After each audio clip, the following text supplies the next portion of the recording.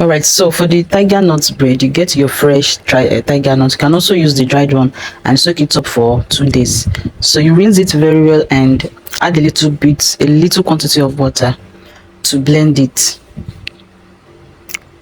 So after blending, you sieve it out with a sieve.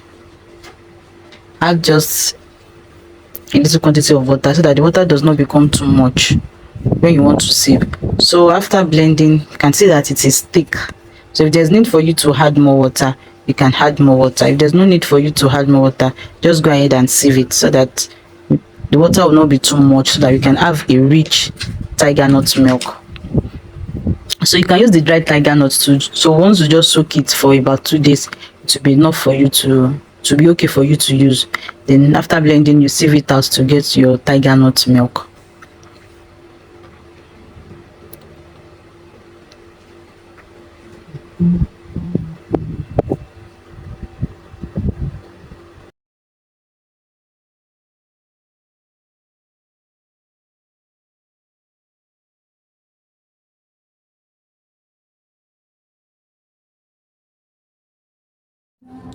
So to get the yellow color, I'll be using turmeric powder.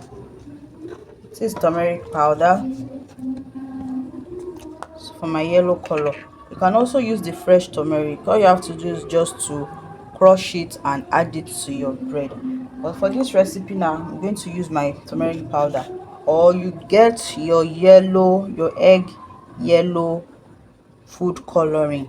This can also be used as your to get your yellow color.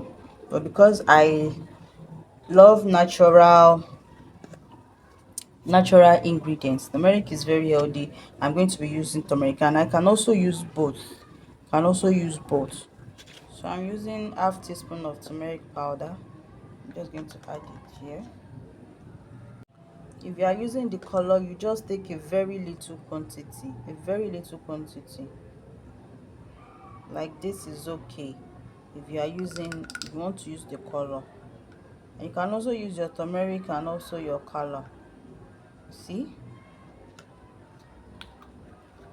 so I will dissolve it in just a little quantity of water, so that it will be easier to incorporate into your flour.